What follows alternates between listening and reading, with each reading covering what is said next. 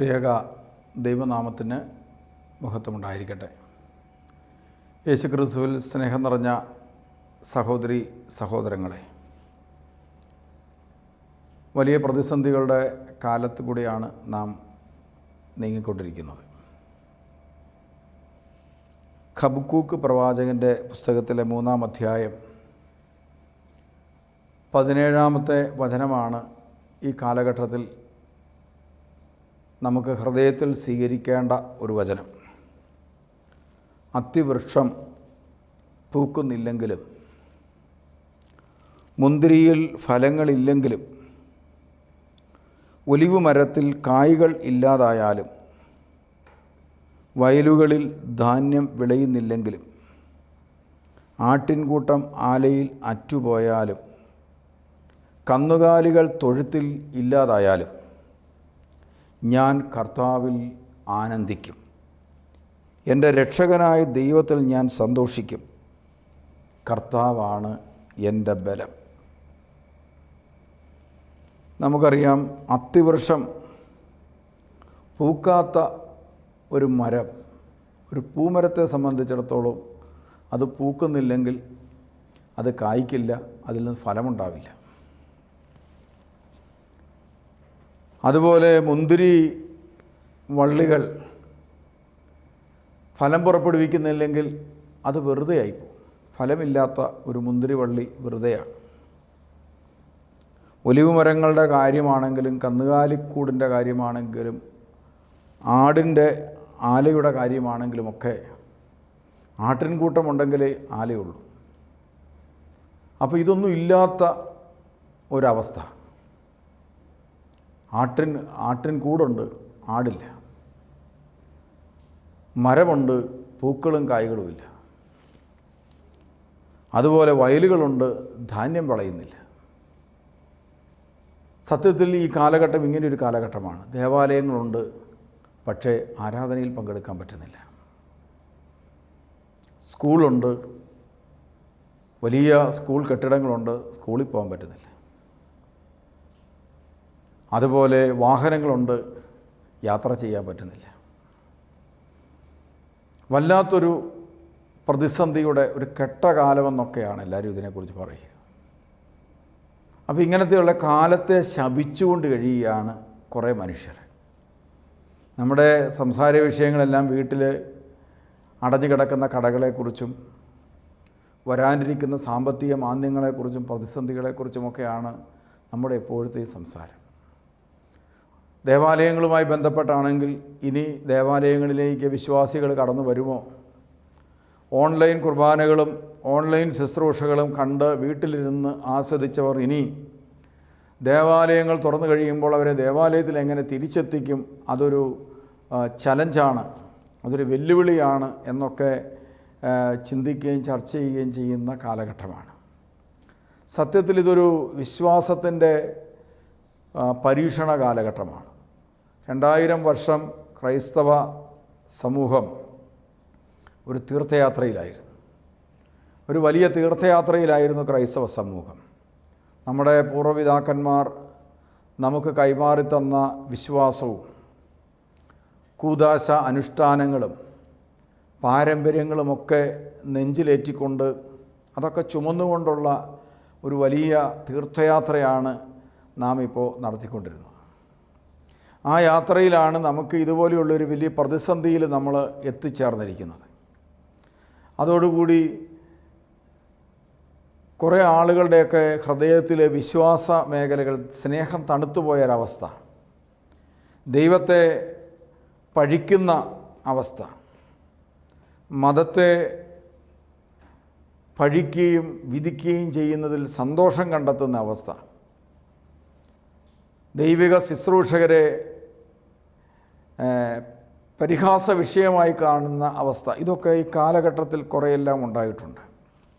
ദൈവത്തെ പോലും, ദൈവത്തിൻ്റെ ശക്തിയെയും ദൈവത്തിൻ്റെ കൃപയെയും ഒരു വിഭാഗം ആളുകൾ ചോദ്യം ചെയ്യുകയും ഒക്കെ ചെയ്യുന്ന ഒരു കാലഘട്ടത്തിലാണ് നമ്മളിപ്പോൾ ജീവിക്കുന്നത്.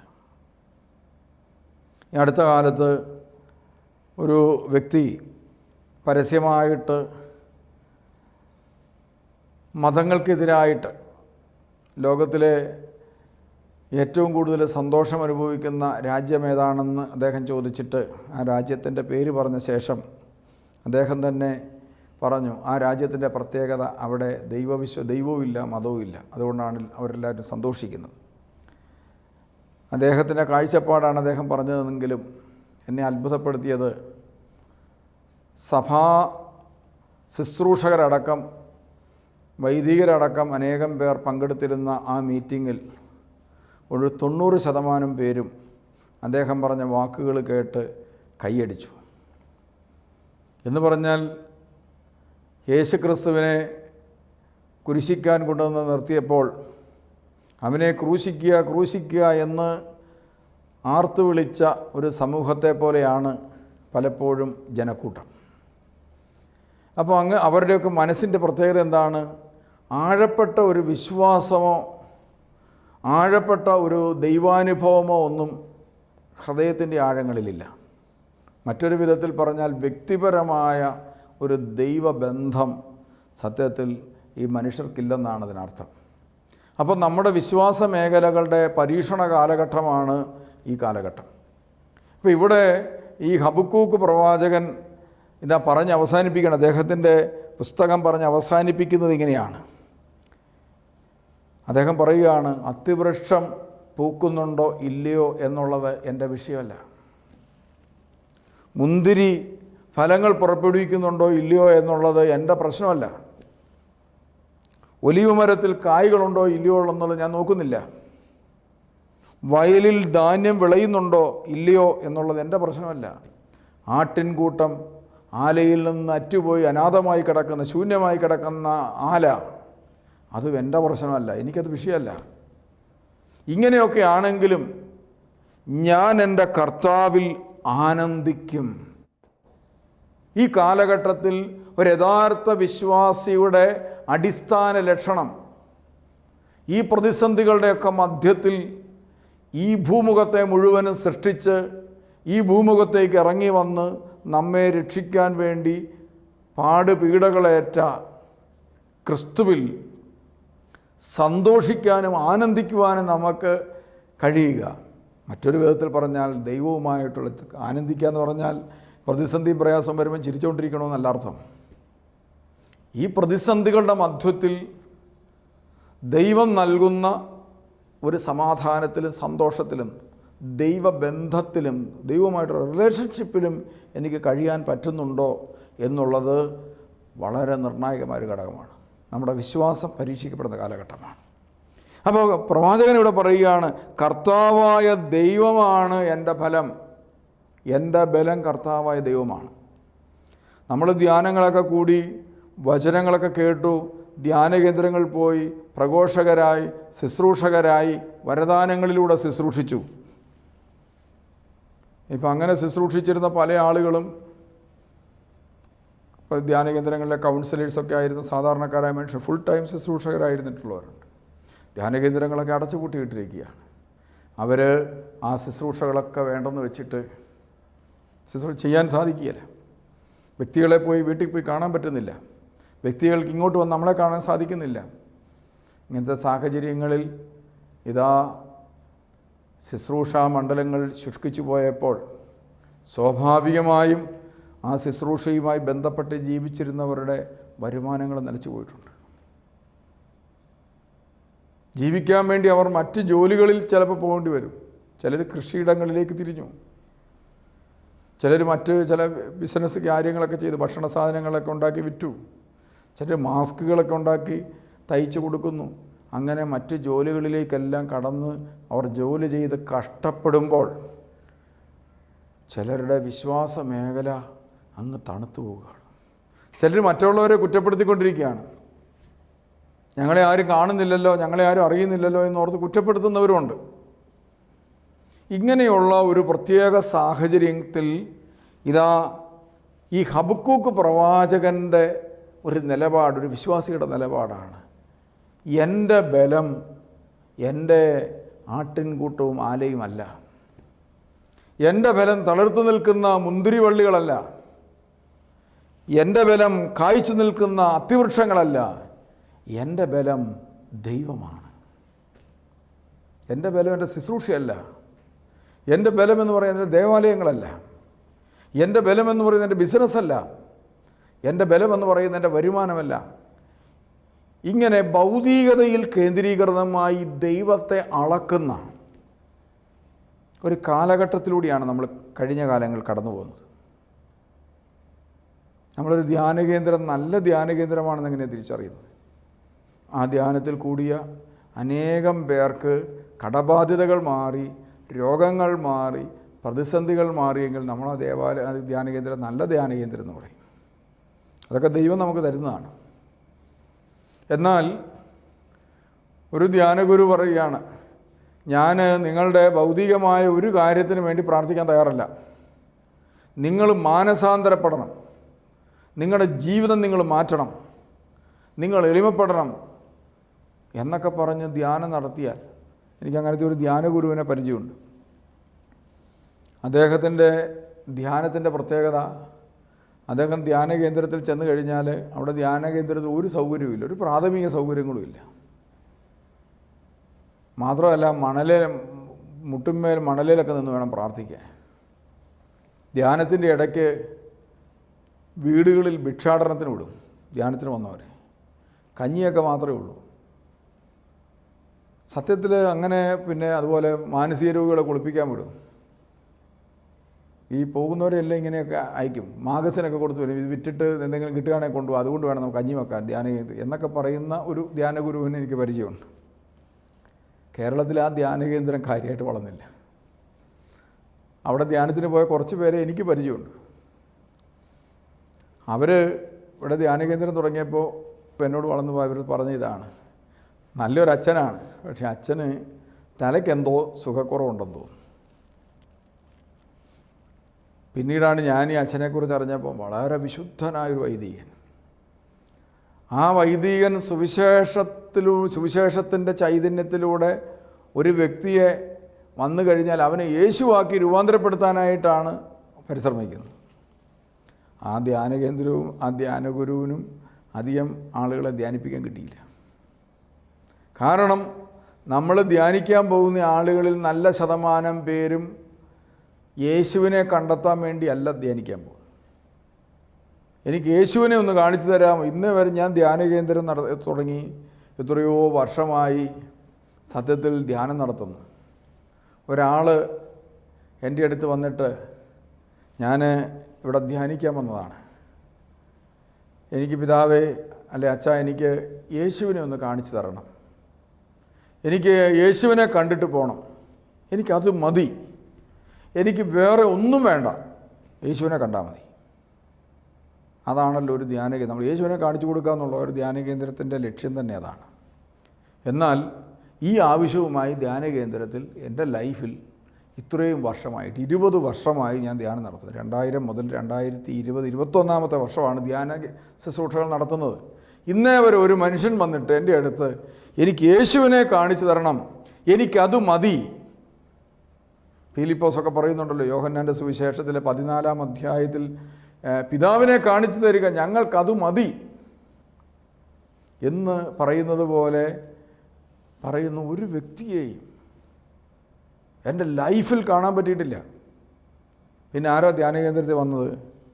ധ്യാനകേന്ദ്രത്തിൽ വന്നത് ഒത്തിരി ആളുകൾ വന്നിട്ടുണ്ട്.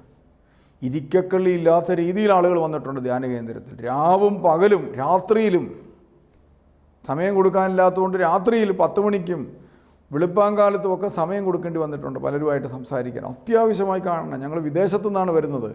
വെളുപ്പാങ്കാലത്ത് എയർപോർട്ടിൽ നിന്നൊക്കെ നേരിട്ട് ഇവിടെ ആളുകൾ വന്നിട്ടുണ്ട്. വെളുപ്പാങ്കാലത്ത് ഞാൻ എഴുന്നേൽക്കുന്നതിന് മുമ്പ് തന്നെ ആളിവിടെ വന്നിറങ്ങിയ അവസരങ്ങളുണ്ടായിട്ടുണ്ട്. ഇവരെല്ലാം വന്നതെന്തിനാണ്? അവരുടെ ജീവിതത്തിലെ നഷ്ടങ്ങളെക്കുറിച്ചും കഷ്ടങ്ങളെക്കുറിച്ചും ലഭിക്കാതെ പോയവയെക്കുറിച്ചും ഒക്കെയുള്ള കാര്യങ്ങൾ എങ്ങനെ നികത്തി കിട്ടും. എൻ്റെ കുടുംബജീവിതത്തിൻ്റെ സമാധാനം പോയി, ഞങ്ങൾ ഫാമിലി 2ആകാൻ പോവുകയാണ്, അതൊന്ന് പരിഹരിക്കണം എന്ന് പറഞ്ഞാൽ അതിൻ്റെ അർത്ഥം യേശുവിനെ തേടിയാണോ എന്ന്? അല്ല, എൻ്റെ നഷ്ടപ്പെട്ട ഭർത്താവിന് എനിക്ക് തിരിച്ചു കിട്ടണം. ഞാനും ഭർത്താവും ഒരുമിച്ചുള്ള ജീവിതത്തിലെ സമാധാനം എന്ന് പറയുന്ന സന്തോഷമൊക്കെ ഉണ്ടായിരുന്നു, ആ ബന്ധം, ആ ഹാർമണി, അതെനിക്ക് തിരിച്ചു കിട്ടണം. യേശുവിനെ വേണ്ട, യേശുവിനെ അവരാവശ്യപ്പെട്ടില്ല. അതുപോലെ ഞാൻ ഒരു 10 കോടി രൂപയുടെ ഒരു ബിസിനസ് നടത്തിക്കൊണ്ടിരുന്ന ആളാണ്. എനിക്കിപ്പോൾ 20 കോടി രൂപ കടമാണ്. അയാൾക്ക് വേണ്ടത് അയാളുടെ നഷ്ടപ്പെട്ട 10 കോടിയും അയാൾക്ക് കൊടുക്കാനുള്ള 10 കോടിയുമായിട്ട് 20 കോടി രൂപയെ തേടിയാണ് അയാൾ നടക്കുന്നത്. ഈ ഭൂമിയിൽ വന്ന ഏറ്റവും വലിയ പരമദരിദ്രനായ യേശു ക്രിസ്തുവിൻ്റെ അടുക്കൽ 20 കോടി രൂപയ്ക്ക് വേണ്ടി ഇതാ ക്രിസ്തുവിൻ്റെ ആലയത്തിൽ 5 ദിവസമോ 10 ദിവസമോ 25 ദിവസമോ ഇരിക്കാൻ ആളുകൾ തയ്യാറാകുകയാണ്. എത്ര ദിവസം വേണമെങ്കിലും ഇരിക്കും. നമ്മൾ പറയാൻ 2 വചനം വായിക്കാൻ പറഞ്ഞാൽ ഇത് മതിയോ, ഇനി ഞങ്ങൾ എന്താ ചെയ്യേണ്ടത്, ഞങ്ങൾ ഉപവസിക്കണോ, ഞങ്ങൾ എത്ര കൗൺസിലിംഗ് എടുക്കേണ്ടത്, എത്ര കുമ്പസാരം വേണം, എന്തും ചെയ്യാം. എന്തിനു വേണ്ടി? ഇതാ ഞങ്ങളുടെ ഭൗതിക കാര്യങ്ങൾ, ഞങ്ങളുടെ ആലയിൽ ആടുകളുണ്ടാവണം, ഞങ്ങളുടെ മുന്തിരിത്തോപ്പുകളിൽ ഫലങ്ങൾ കൊണ്ട് നിറയണം, ഞങ്ങളുടെ അത്തിവൃക്ഷങ്ങൾ പൂത്ത് കായ്ച്ചു നിൽക്കണം, ഞങ്ങളുടെ തൊഴുത്തിൽ കാളകൾ നിറയണം. ഇതാ നഷ്ടപ്പെട്ട കാളകൾക്ക് വേണ്ടി, ഇതിനു വേണ്ടിയാണ് മനുഷ്യൻ കായ്ക്കാതെ പോയ മുന്തിരിങ്ങായ്ക്ക് വേണ്ടി ഒക്കെയാണ് മനുഷ്യൻ എന്നും ദൈവാരാധനയും ധ്യാന കേന്ദ്രങ്ങളെയും വചനപ്രഘോഷണ വേദികളെയും ഒക്കെ ഉപയോഗപ്പെടുത്തിയിട്ടുള്ളത്. കർത്താവിനെ തേടിയ മനുഷ്യനാരാണ്? അതുകൊണ്ടല്ലേ സങ്കീർത്തകൻ ഇങ്ങനെ പറഞ്ഞത്, 14-ാമത്തെ സങ്കീർത്തകൻ, ദൈവം ഇല്ല എന്ന് ഭോഷൻ തൻ്റെ ഹൃദയത്തിൽ പറയുന്നു.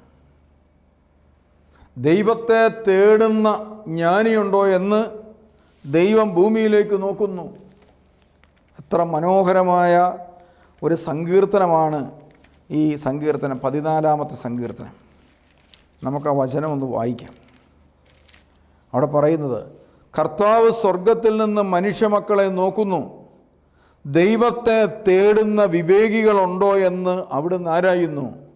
എല്ലാവരും വഴിതെറ്റി ഒന്നുപോലെ ദുഷിച്ചുപോയി, നന്മ ചെയ്യുന്നവനില്ല ഒരുവൻ പോലുമില്ല. ഈ അധർമ്മികൾക്ക് ബോധമില്ലേ? നമുക്ക് നഷ്ടപ്പെട്ടു പോയത് ബോധമാണ്. ബോധജ്ഞാനം, ദൈവിക ജ്ഞാനം, അത് വചനത്തിൽ നിന്ന് ലഭിക്കുന്നതാണ്. ഈ ദൈവിക ജ്ഞാനം ക്രൈസ്തവ സഭാമക്കൾ പലർക്കും നഷ്ടപ്പെട്ടു പോയിരിക്കുകയാണ്. അവർ വചനപ്രഘോഷണം കേൾക്കാൻ വരുന്നുണ്ടെങ്കിലും പലപ്പോഴും പലരുടെയും ലക്ഷ്യങ്ങൾ മാറിപ്പോകുന്നു. അതുകൊണ്ട് കർത്താവ് നോക്കുകയാണ്, കർത്താവ് സ്വർഗത്തിൽ നിന്ന് മനുഷ്യമക്കളെ നോക്കുന്നു. നമ്മളിപ്പോൾ ഒരു ധ്യാന കേന്ദ്രത്തിലിരിക്കുന്നു, അല്ലെ പ്രാർത്ഥിക്കുന്നു, നമ്മൾ ഉപവസിക്കുന്നു, നമ്മൾ പരിത്യാഗങ്ങൾ ചെയ്യുന്നു. എന്തിനു വേണ്ടി എന്നുള്ളത് പ്രധാനമാണ്. ചിലപ്പോൾ 10 ദിവസം ഉപവസിക്കുന്ന ആൾ കാണും. അപ്പോൾ നമ്മൾ നല്ലോണം ഉപവസിക്കുന്ന ആളാണ്. എന്തിനു വേണ്ടി? നിങ്ങളുടെ ലക്ഷ്യം എന്താണ്? എന്തുകൊണ്ടാണ് നമ്മൾ ആധ്യാത്മികമായി വളരാത്തത്? എന്തിനു വേണ്ടി ചൊല്ലുന്നു എന്നുള്ളത് പ്രധാനമാണ്. എന്തിനു വേണ്ടി പ്രാർത്ഥിക്കുന്നു? സങ്കീർത്തനം വായിക്കുന്നു, 150 സങ്കീർത്തനം ഒരു ദിവസം തന്നെ നമ്മൾ വായിക്കുന്നു. എന്താണ് ലക്ഷ്യം? ഉദ്ദേശം എന്താണ്? കർത്താവ് നോക്കുന്നു. ദൈവത്തെ അറിയാനും ദൈവത്തെ സ്വന്തമാക്കാനും വേണ്ടിയാണോ എന്ന് ദൈവം നോക്കുന്നു. അപ്പോഴാണ് മനസ്സിലായത്, ഇല്ല, എല്ലാവരുടെയും ലക്ഷ്യം വ്യത്യസ്തമാണ്. ആത്മീയത തേടുന്നവരുടെയും ദൈവത്തെ അന്വേഷിക്കുന്നവരുടെയും ലക്ഷ്യം വേറെയാണ്.